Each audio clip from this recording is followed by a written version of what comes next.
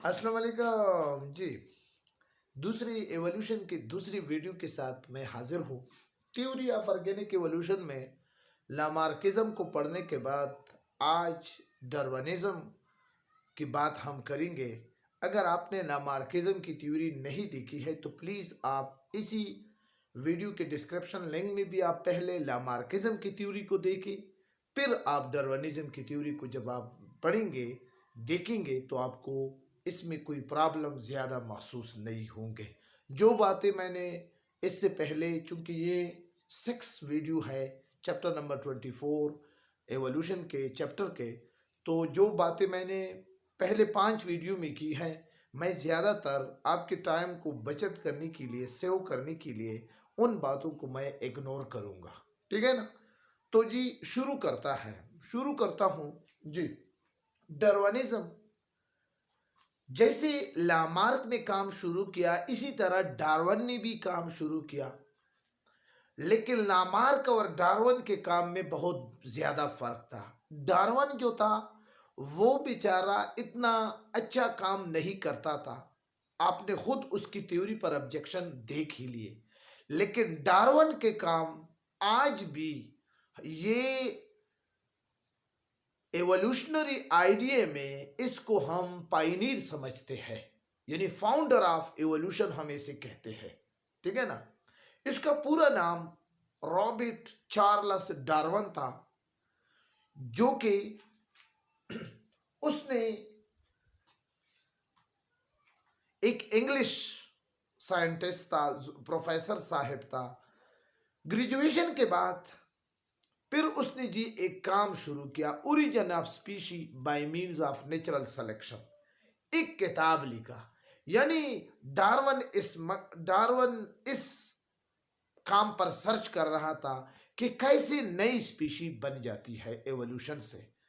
तो इस काम के लिए वो बहुत ज्यादा बेताब था, तो उसने उस पर एक किताब लिखा, origin of species bye means of natural selection. तो कैम्ब्रिज यूनिवर्सिटी से ग्रेजुएशन करने के बाद वो प्रोफेसर हेंसले, जो कि एक नेचुरलिस्ट था, वो इसी ओरिजिन ऑफ स्पीशी पे काम कर रहा था। उसके असिस्टेंट अपॉइंटमेंट हो गया उसकी। ठीक है? अब जब उसने पूरी दुनिया, उसको एक शिप मिला था जिसको हम कहते हैं HMS बीगल शिप, जो बाद में डार्विन ने भी यूज किया था।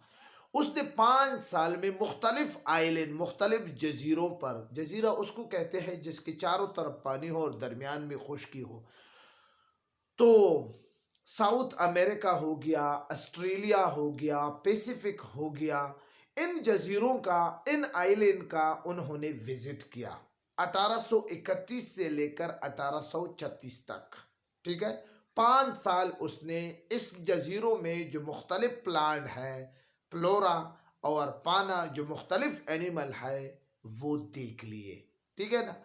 अब जी जब वो साउथ अमेरिका में एक जजीरा जिसका नाम था गालापिग्यूस, वहां पर पहुंचे, तो वहां पर उसने 1000 ऑफ स्पीशी एक ही जगह पर ऐसे देखे कि जिसमें बहुत ज्यादा डाइवर्सिटी थी।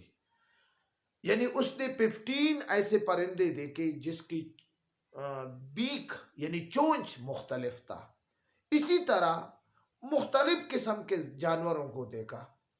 आपको मैं एक बात बताऊं कि साउथ अमेरिका का गालापागोस जो आइलैंड है, ये मशहूर है, इसको इनक्यूबेटर ऑफ एनिमल भी कहा जाता है। यहाँ पर बहुत ज़्यादा स्पीशी है एनिमल का। तो यहाँ पर उसने जो उसकी ऑब्जर्वेशन थी, यहाँ पर उसने एक थ्योरी बनाई जिसको तारीख में थ्योरी ऑफ नेचुरल सिलेक्शन के नाम से याद किया जाता है, जिसको बाल्फाजी दीगर डार्विन का काम भी कहा जाता है, डार्विनिज्म भी कहा जाता है। ठीक है? तो इस डार्विन के इस थ्योरी के 5 अहम फीचर है। अकॉर्डिंग टू डार्विन, ये बात याद रखें कि 1859 में डार्विन ने ये थ्योरी पेश की। इसको डार्विन वेलिस थ्योरी भी कहा जाता है, क्योंकि एक साइंटिस्ट है रॉबर्ट वेलिस, इसने डार्विन को, प्रोफेसर डार्विन को यही काम भेजा था कि आप इसको चेक करें, जो कि साउथ इंडिया में मलाया में था। बाद में वही काम इज इट इज, ठीक है ना, जैसे दिन की रोशनी में कोई इख्तिलाफ नहीं है, बिल्कुल इसी तरह रॉबर्ट वेलेस की यही काम को डार्विन ने पब्लिश किया। ठीक है, चूंकि डार्विन, प्रोफेसर डार्विन का असर रसूख बहुत ज्यादा था, वो क्वीन के साथ बराह रास्त उसके ताल्लुकात थे, तो इस वजह से उसको ज्यादा शोहरत मिली। बहरहाल डार्विनिज्म को डार्विन वेलिस थ्योरी भी इस वजह से कहा जाता है क्योंकि ये काम उसने उसको भेजा था। अब जी इसके फाइनल, ये तो Darwin we go over introduction हो गया। अब जी Darwin theory of natural selection by the origin of new species, उसके 5 फीचर थे: over production, struggle for existence, variation, natural selection और स्पीसीएशन। ओवर प्रोडक्शन का ये मतलब है कि जानवर, कुछ ऑर्गेनिज्म, कुछ स्पीशी में प्रोडक्शन का जो अमल है वो बहुत ज्यादा रैपिड है, और कुछ एनिमल में, कुछ ऑर्गेनिज्म में प्रोडक्शन का जो अमल है, ब्रीडिंग का जो अमल है वो कम है, या उसके नंबर कम है, या वो उसमें टाइम बहुत ज्यादा लगता है। मैं आपको एक एग्जांपल देता हूं कि कॉट फिश जो कि 70 मिलियन एग देते हैं, वो जानवर जो अंडे देते हैं उसको हम क्या कहते हैं डियर स्टूडेंट? ओवापेरस। वो जानवर जो बच्चे देते हैं उसको हम वीवीपेरस कहते हैं। तो काट फिश एक मछली है जो कि 70 मिलियन एग देते हैं। अगर ये सारा इतना ज्यादा production, enormous number of over production among the animal जब इस तरह करते हैं, तो अगर ये सारे के सारे डेवलप हो गए, उसकी ग्रोथ हो गई, एडल्ट को पहुंच गए, तो समंदर तो फिर काट फिश से भरा होगा। यही बात। इसी तरह स्टार फिश 2 लाख अंडे देते हैं। इसी तरह मैक्सिमम जो फिशेस है वो तकरीबन 10,000 से लेकर लाखों तक अंडे देते हैं। तो जब इतने ज्यादा में ओवर प्रोडक्शन ये एनिमल्स, ये स्पीशी करेंगे, तो इस ओवर प्रोडक्शन का इसको एक बेनिफिट ये होगा अकॉर्डिंग टू डार्विन कि इसकी एक्सटेंशन नहीं होगी क्योंकि इसका प्रोडक्शन ज्यादा है। और बनिस्बत वो स्पीशी जिसका प्रोडक्शन कम हो, जैसे एलिफेंट है, एलिफेंट 30 साल के उम्र में अपना ब्रीडिंग शुरू कर देता है और 90 साल तक सिर्फ 6 बच्चे पैदा करते हैं, यानी 10 साल में 1 बच्चा पैदा करता है। इसी तरह रेबिट 6 महीनों में अपना ब्रीडिंग शुरू कर देते हैं और 4 साल में 4 मरतबा वो ब्रीडिंग करते हैं, रिप्रोडक्शन करते हैं, और हर मरतबा में 4 बच्चे या 6 बच्चे होते हैं, 1 लीटर में 6 बच्चे। इसी तरह हाउस फ्लाई जो कि सिर्फ समर की सीजन में 6 टाइम 10 टाइम एग देते हैं और हर टाइम वो 120 अंडे देते हैं। तो इस हिसाब से जिस ऑर्गेनिज्म के प्रोडक्शन ज्यादा हो, एबिलिटी ऑफ रिप्रोडक्शन कैपेसिटी ज्यादा हो, तो उसके चांसेस, सर्वाइवल के चांसेस ज्यादा होंगे। ठीक है ना। लेकिन इस एक पॉइंट के बाद जब मैं दूसरे पॉइंट में, दूसरे फीचर में जब जाऊंगा, तो डार्विन फिर कहता है कि स्ट्रगल फॉर एग्जिस्टेंस। अब एक स्पीशी है, अगर उसने ज्यादा अंडे दिए, उससे ज्यादा फिंगर लिंक निकल गए, यानी बच्चे निकले, अब इन बच्चों के दरमियान कंपटीशन होगा, स्ट्रगल होगा। ये स्ट्रगल 3 किस्म के होगा। एक स्ट्रगल होता है among species, the same member of species, इनका आपस में जो कंपटीशन है फॉर फूड, खुराक के लिए, फॉर स्पेस, जगह के लिए, for other requirement of life, जिंदगी की दूसरी जरूरियात के लिए, ये एक दूसरे के साथ, एक ही स्पीशी के मुख्तलिफ मेंबर जब एक दूसरे के साथ स्ट्रगल करेगा फॉर एग्जिस्टेंस, तो इसको हम कहते हैं इंट्रा स्पेसिफिक स्ट्रगल। जी, अब इस इंट्रा स्पेसिफिक स्ट्रगल में वो स्पीशी कामयाब होगी जो कि मजबूत हो, ज्यादा खाती हो, उसको जगह अच्छा मिला हो, तो वो आगे जाएगी।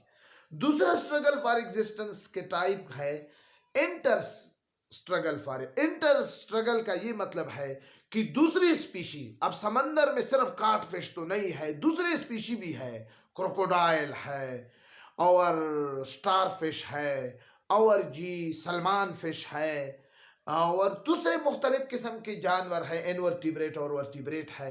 तो इनके दरमियान भी इनका एक स्ट्रगल होगा अपने वजूद को बरकरार रखने में। अब अगर इस इंटर स्ट्रगल फॉर एग्जिस्टेंस में कोई जानवर, कोई ऑर्गेनिज्म, स्पीशी कामयाब नहीं होगी तो वो एक्सटेंड होगी यानी खत्म होगी। अब तीसरा स्ट्रगल क्या होगा? तीसरा स्ट्रगल क्या होगा?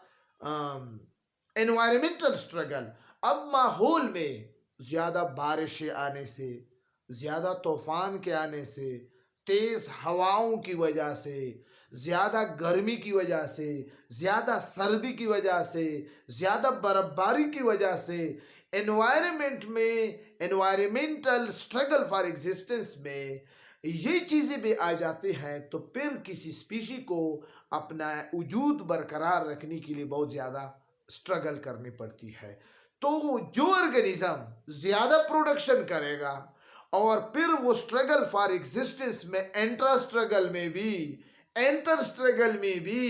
एनवायरमेंटल स्ट्रगल में भी आगे जाएगा, इनको पास करेगा, तब जाकर इसकी फिनोटाइप में चेंजेस आएंगे जिनको हम क्या कहेंगे? वेरिएशन।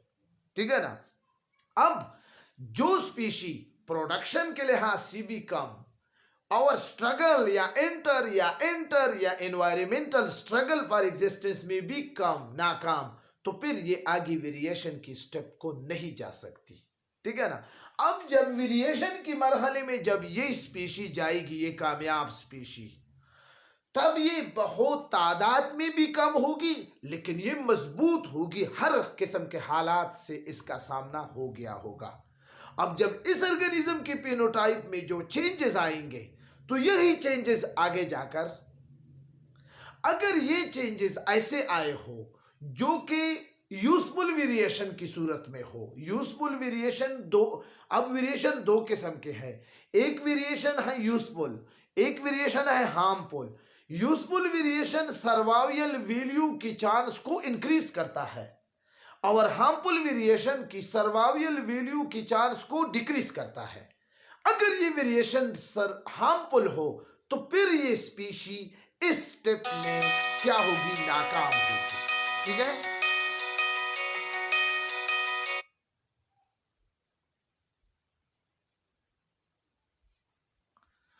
अब जी इस स्टेज में फिर ये क्या होगी? नाकाम होगी। यूजफुल वेरिएशन की वजह से ये स्पीशी आगे नेचर इसको सेलेक्ट करेगी। अब अगर ये यूजफुल वेरिएशन की वजह से नेचर इसको सेलेक्ट करे, इसको फिट करे, यानी फेटिस्ट हो, तो ये स्पीशी आगे जाएगी। ये वेरिएशन आगे जाकर एक नई स्पीशी की सूरत में हमें नजर आएगी।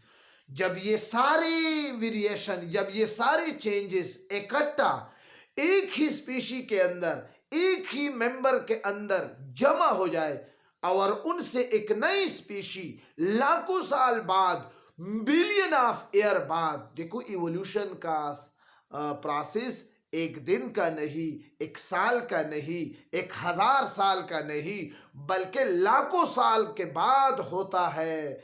अब जब लाखों साल से जो चीजें, जो स्टेप दर स्टेप, जो मरहलावार चेंजेस आ रहे हैं, ये सारे वेरिएशन, पॉजिटिव मॉडिफिकेशन एंसेस्टर से डिसेंडेंट तक आ जाए और एक नई स्पीशी वजूद में आ जाता है, तो फिर हम उसको क्या कहते हैं? स्पीसिएशन। डार्विन के मुताबिक अगर ये 5 चीजें न हो तो किसी भी स्पीशी का, यहां तक नई स्पीशी का बनने तक इम्कान नहीं है। ठीक है ना? तो जी अब जी बहुत ही बेस्ट थ्योरी पेश की है डार्विन ने। ठीक है ना? और यकीनन आप समझे भी हो गए हो। अब जी इस पर ऑब्जेक्शन है, इस पर भी ऑब्जेक्शन है। अगरचे डार्विन का काम वैलिड भी है और इसको पायनियर ऑफ एवोल्यूशनरी आइडिया का भी ख्याल किया जाता है, कंसीडर किया जाता है, फिर भी क्या है? इस पर ऑब्जेक्शन है। सबसे पहला ऑब्जेक्शन डार्विन पर यह है कि ये हेरिटेबल वेरिएशन और नॉन हेरिटेबल वेरिएशन, यानी वो तगय्युरात, वो चेंजेस जो ट्रांसफर होते हैं नेक्स्ट जनरेशन में, और वो तगय्युरात जो ट्रांसफर नहीं होते हैं, नॉन हेरिटेबल वेरिएशन है, उसकी एक्सप्लेनेशन डार्विन ने नहीं की है। ये एक ऑब्जेक्शन है, यानी मतलब ये है कि उसको इसका पता नहीं है जी। दूसरा, वेरिएशन कि वेरिएशन क्यों होती है, चूंकि डार्विन तो जेनेटिक्स से बाखबर था, इसलिए डार्विन वेरिएशन के काज को नहीं समझता था। उसने could not explain the cause of variation. तो चूंकि वेरिएशन ही इवोल्यूशन की बड़ी वजह है, तो वो इसको एक्सप्लेन करने से कासिर था। दूसरा ऑब्जेक्शन ये था।